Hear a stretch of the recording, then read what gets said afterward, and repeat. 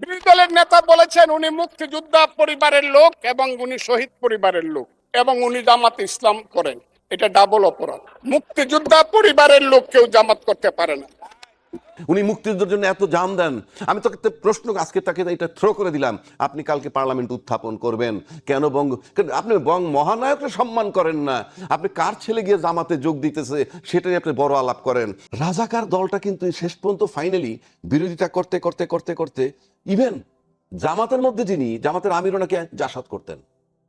হ্যাঁ, উনি জাসদ তাহলে আপনি আসেন, নেতা ছিলেন। তাহলে জাসদও কি রাজাকারের দলে যোগ দিছে?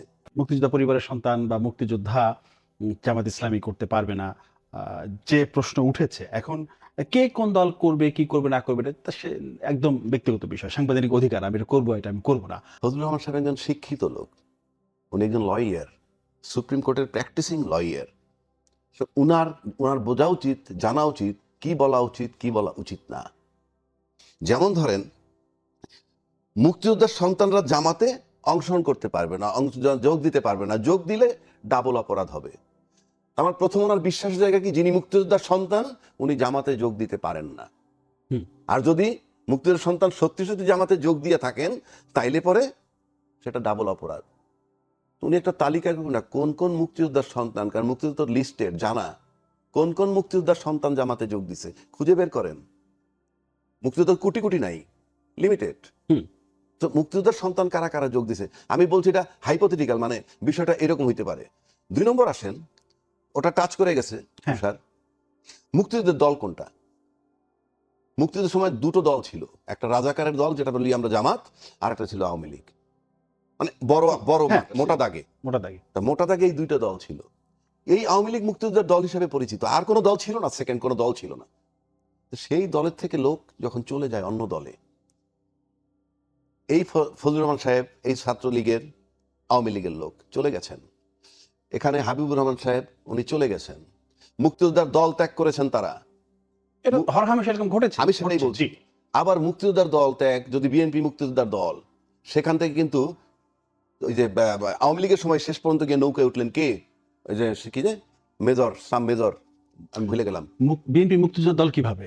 না না, আমি বলছি বিএনপিও তো মুক্তিযোদ্ধার দল, পরবর্তীকালে জি, সেখান থেকেও তো ওই যে মেজর যোগ দিল গিয়ে নৌকায় শেষ পর্যন্ত, নামটা কি আওয়ামী লীগের মেজর, যাই হোক। আচ্ছা, সে পরে নৌকা এমপিও হয়েছে ওখান থেকে গিয়ে, আবার ওখান থেকে চলে গেল মেজর জেনারেল ইব্রাহিম, সেও চলে গেছিলেন। আচ্ছা গেল, আবার বিএনপি থেকে রাজাকারের দল চলে গেল মেজর আখতারুজ্জামান কর্নেল অলি। এগুলো কি অপরাধ না? তাইলে এগুলো তো অপরাধ।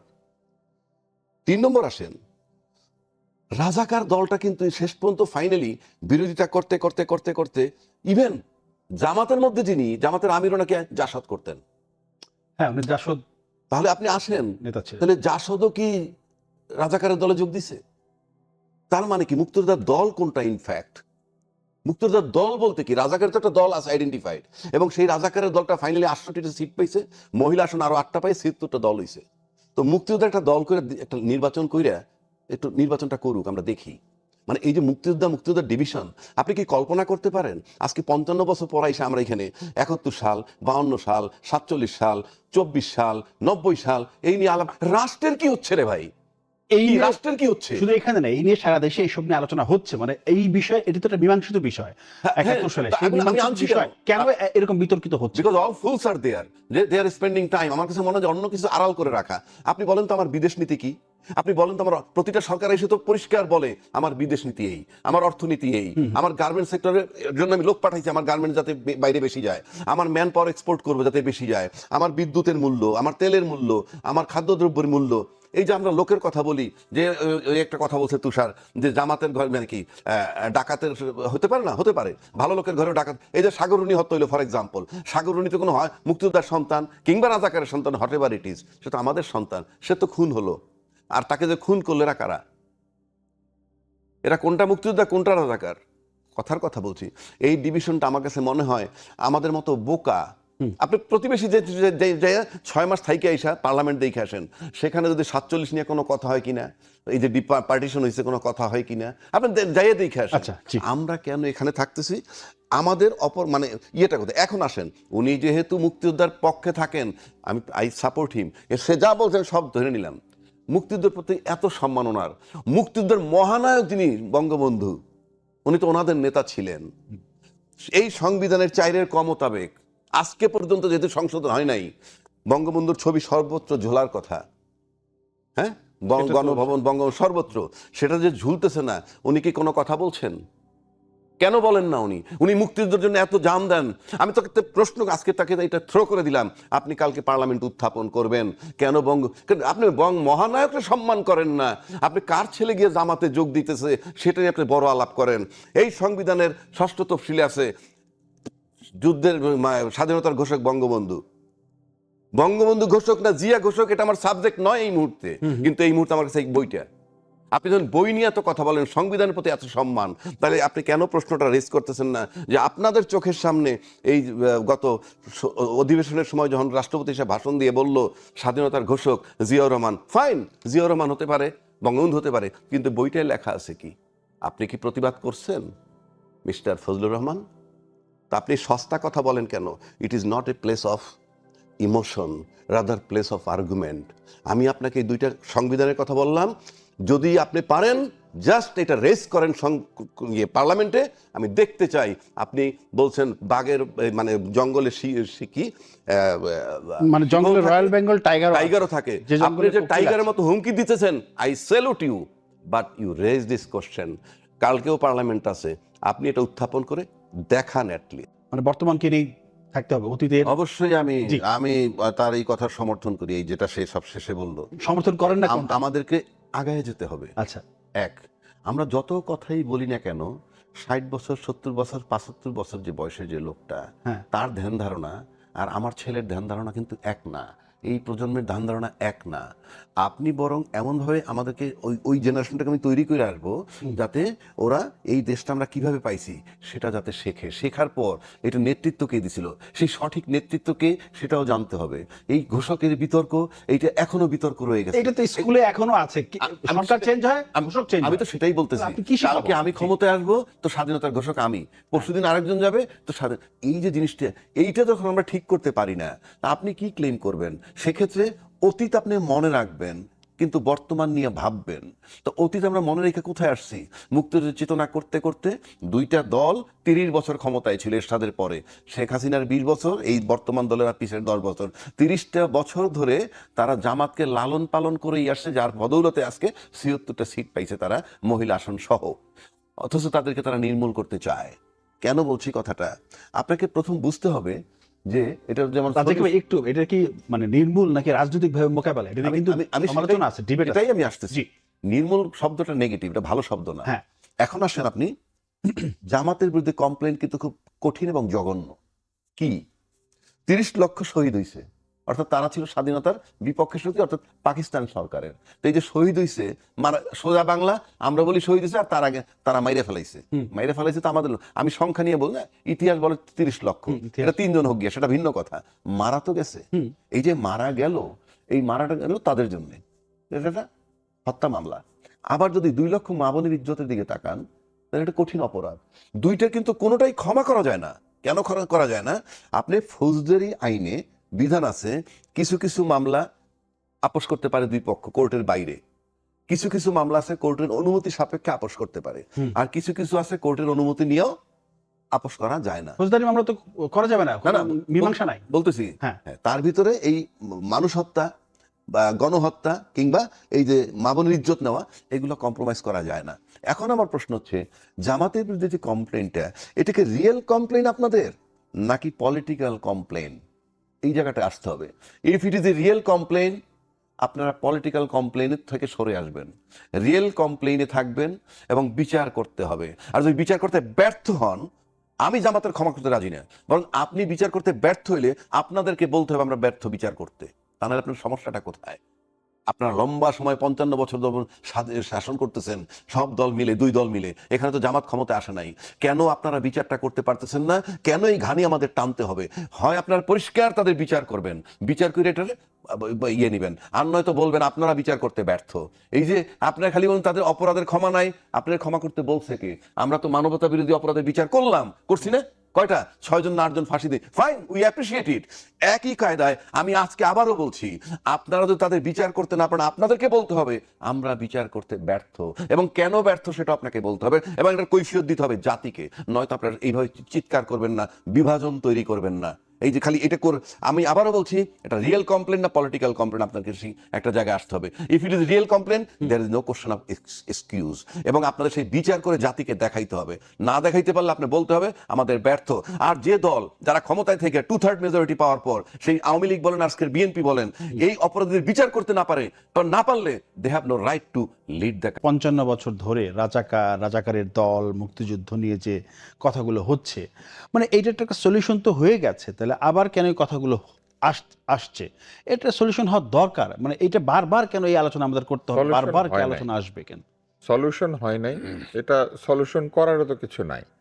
ঐতিহাসিকভাবে যদি কোনো দল, ব্যক্তি বা কোনো প্রতিষ্ঠান বা যে কেউ বাংলাদেশের অভ্যুদয়ের বিরোধিতা করে থাকে, অথবা বাংলাদেশকে রাষ্ট্র হিসেবে অস্বীকার করে থাকে, অথবা বাংলাদেশের বিরুদ্ধে যুদ্ধ করে থাকে, তাহলে বাংলাদেশের আইন অনুযায়ী তাদের বিরুদ্ধে যে ব্যবস্থা নেওয়া সেটা নেওয়া হবে। ইয়েস, অথবা যদি বিরুদ্ধে ব্যবস্থা নেওয়ার কোনো আইন না থাকে, হবে না। এইখানে সলিউশনের তো কিছু নাই। ধরেন সলিউশনটা কি? আমি আপনাকে মারলাম, হুম। অনেক আহত করলাম আর কি, করে আমি বললাম আই এম সরি, কিন্তু আপনি আমাকে ক্ষমা করছেন না। আপনি বলছেন না, এটা বিচার হইতে হবে। আমি বললাম আমি তো ক্ষমা চেয়েছি। তাহলে কি সলিউশন কি? আমি ক্ষমা চেয়েছি সেটা সলিউশন, না আপনি বিচার চাইলে বিচার পাবেন? যে বিচার চেয়েছে তার হ্যাঁ, বিচার তো করতে- তাহলে এইখানে সলিউশনটা কি? আসলে সলিউশনটা তো খুব সোজা। আমি আপনার কাছে অনেক ক্ষমা চাইতে পারি, কিন্তু আপনি যদি আমাকে ক্ষমা না করেন, এটা ক্ষমা হবে না। ঠিক একইভাবে জামাত ইসলাম যদি একটা প্রতিষ্ঠান হয়ে থাকে এবং মুক্তিযুদ্ধের সময় তারা যে বিরোধিতা করে থাকে, তাহলে তারা ক্ষমা চাইতে পারে, কিন্তু জাতি যদি তাদেরকে ক্ষমা না করে ক্ষমা পাবে না, আর জাতি যদি তাদেরকে ক্ষমা করে দেয় ক্ষমা পাবে। এখন কিভাবে জাতি ক্ষমা করবে তাদেরকে? এইটা আইনগত সিদ্ধান্ত নিতে হবে। কোনো সংসদে কিংবা রাজনৈতিক দলগুলি একত্রিত হয়ে তাদেরকে বলতে হবে যে আপনাদের ওই সময়ের ভূমিকার জন্য আপনারা যেহেতু অনেক তওবা করেছেন, আপনাদেরকে আমরা দিলাম ছেড়ে। এটা হইতে পারে, এটা একটা সলিউশন। আর একটা সলিউশন হচ্ছে যে না, আপনাদেরকে ছেড়ে দেওয়া যাবে না, আপনারা অন্যায় করেছেন, অতএব ওই সময় যারা যে অন্যায় করেছেন সেটার বিচার হবে। এই দুইটাই তো সলিউশন, এছাড়া তার কোনো সলিউশন নাই। এই দুইটাই সলিউশন। একটা জিনিস মনে রাখতে হবে যে কেউ ক্ষমা চাইলেই যে ক্ষমাটা সলিউশন তা নয়। যার বিরুদ্ধে অপরাধ হয়েছে সে যদি ক্ষমা করে তাইলে সেটা জামাত ইসলাম তো বলে যে বিভিন্ন সময় তারা ভুল স্বীকার কোথায়, করেছে, কোন জায়গায়, কি বলার চেষ্টা করে আর না কি। না, কাজটা কি করেছিল সেটা বলেছে। কোন অপরাধের জন্য, কোন অন্যায়ের জন্য ভুল স্বীকার করেছিল সেটা কি তারা বলেছে? সেটা তো তারা বলে না পরিষ্কারভাবে। তারা কি রোলের জন্য তারা বলেছে। আপনার মনে আছে জামাত ইসলামের সভাপতি এই যে জায়গায় জায়গায় উনি যে শহীদ পরিবারের সন্তান হিসেবে নিজেকে পরিচয় দিচ্ছেন, তো উনি 47 থেকে শুরু করে, এই দলের জন্ম কিন্তু 47-এ না, 47 থেকে এই দলের জন্ম 47-এর আগে। তাহলে ওনারা কি বলতে চান? 47-এর আগে তাদের কোনো ভুল নেই, আর 47 বেছে নিলেন কেন তারা? তাদের বলতে হবে আমাদের দলের জন্ম থেকে যদি কোনো ভুল করে থাকে এটা একটা। সেক্ষেত্রে তারা আবার শুধু বাংলাদেশের জনগণের কাছে তো চাইতে পারবেন না এই ক্ষমাটা। তাদেরকে প্রথমে চাইতে হবে অখণ্ড ভারতের যে লোকজন ছিল তাদের কাছে, তারপরে চাইতে হবে পাকিস্তানের জনগণের কাছে, তারপরে চাইতে হবে বাংলাদেশের জনগণের কাছে। এখন এই যে যেভাবে ওনারা ক্ষমা চাইলেন, সেইভাবে ক্ষমা চাওয়া কি আপনার কাছে মনে হয় যে এটা পারসেপশন ওয়াইজ, মানে না। ধারণা অনুযায়ী এইভাবে বললে হবে 47 সাল থেকে যদি আপনাদের মনে কোনো দুঃখ দিয়ে থাকে, আমরা যদি কিছু করে থাকি, যদি কিছু মানে কি আপনি জানেন না আপনি কি করেছেন? স্পেসিফিক বলতে হবে 71 সালে এই আমরা ভূমিকার যা কারণে যা করেছি সেটা বলতে হবে, জি। যে আমি এইটা করেছি এবং এটার জন্য আমি সরি, এটা বলতে হবে না? তো সেটা তো বলছেন না। উনি বলছেন যদি কিছু, যদি কারো কষ্ট দিয়ে থাকি, যদি মানে কি ওনারা জানেন না ওনারা কি জন্য করেছেন? যদি হইলে আবার এটার জন্য ক্ষমা চাইতে আসেন কেন? যদি উনি নিজেই তো জানেন না, যদি কিছু উনি বলছেন মানে উনি নিজেও জানেন না উনি কি করেছিলেন বা ওনার দল কি করেছে। এগুলো হচ্ছে ভাষা ধোয়া। ওই যে আমরা ছোটবেলায় একটা গান শুনতাম, তুমি কি কুয়াশা, ধোয়া ধোয়া ধোয়া। ধোয়া ধোয়া ধোয়া। হ্যাঁ হ্যাঁ, আমার ধারণা এটাকে, হ্যাঁ, ধোঁয়া। হ্যাঁ এই অদ্ভুত এক গান, তুমি কি কুয়াশা, ধোঁয়া ধোঁয়া ধোঁয়া। ধোঁয়া। এই গান কি গান? এটা এই পশ্চিমবঙ্গে এসব গান হয়, এগুলো বুঝি না ভালো। হ্যাঁ এগুলো বুঝি না, অনেক এটা কি এরকম অনেক গান পশ্চিমবঙ্গের আছে। গান নাকি? হ্যাঁ এটা ওখানকার গান। আচ্ছা। তো এগুলা অনেক গান তাদের ওখানে হয়, বুঝছেন। জি। তোমার ওই কি বালিশে নালিশে এক গান আছে একটা ওদের। তো ওইরকম এই যে একটা ওনাদের মাফ আর কি, এটা কোথা থেকে আসলো চাপ, ওনারা কেন চাইছেন মাফ, কোথায় গড়িয়ে গেছে পানি সব নদীর, আর ওনারা এখন আছেন যদি এবং কিন্তুর মধ্যে।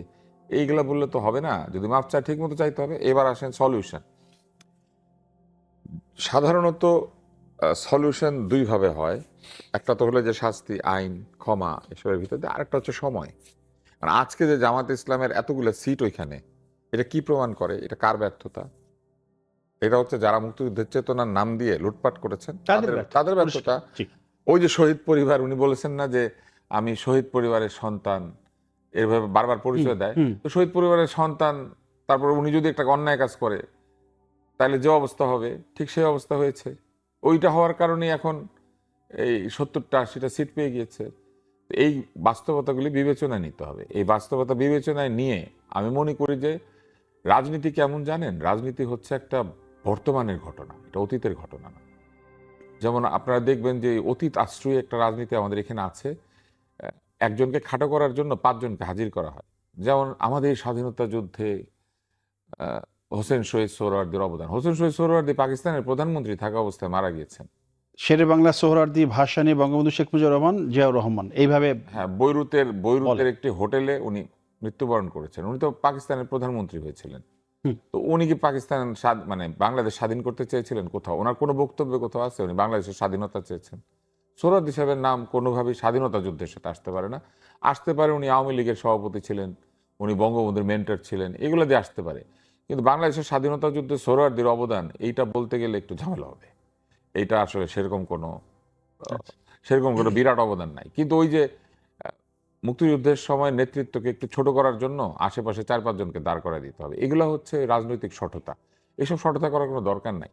আমি মনে করি যে ইতিহাসে যার যা অবস্থান, যে যা কাজ করেছেন, এটাকে নৈর্ব্যক্তিকভাবে একদম সঠিকভাবে বিশ্লেষণ করে এটাকে নির্ধারণ করে দেওয়া উচিত। এটাই হচ্ছে সলিউশন। এটা হইলে না কেউ আর কোনো তর্ক করতে পারবে না।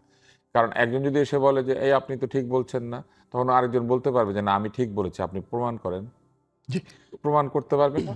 ইতিহাসকে তার জায়গায় থাকতে দিতে হবে। কিন্তু রাজনীতিবিদরা কি করেছেন জানেন? অতীতের কথা বলে সারাদিন রাজনীতি করেন। রাজীব ভাই। রাজনীতিবিদকে আমি বর্তমানে ভোট দেই, আচ্ছা। আমি কিন্তু কারো বাবাকে ভোট দিই না। আমি পুত্রকে ভোট দিচ্ছি, আমি কন্যাকে ভোট দিচ্ছি, আমি স্ত্রীকে ভোট দিচ্ছি। আর কেউ যদি এসে বলে আমার আব্বা ভালো ছিলেন, আপনার আব্বা ভালো ছিলেন, ওনাকে তো আমি ভোট দিয়েছি। আপনি ভালো না, আপনাকে আমি ভোট কেন দিব? বর্তমানটাকে এটা একটা গুরুত্ব প্রশ্ন দিতে হবে হবে অতীতের চেয়ে। অতীতের কর্মকাণ্ডকে আমরা শ্রদ্ধা অথবা নিন্দা করব, কিন্তু অতীতের সেই নেতৃবৃন্দের সাফল্য ব্যর্থতার উপর বিবেচনা করি আজকের বাংলাদেশ চলবে। বাংলাদেশ আজকে কে চালাবে, এটা খুব ইম্পর্টেন্ট। রাজীব খবর ভাই। থেকে উঠে এসে কেউ তো বাংলাদেশ চালিয়ে দিয়ে যাবে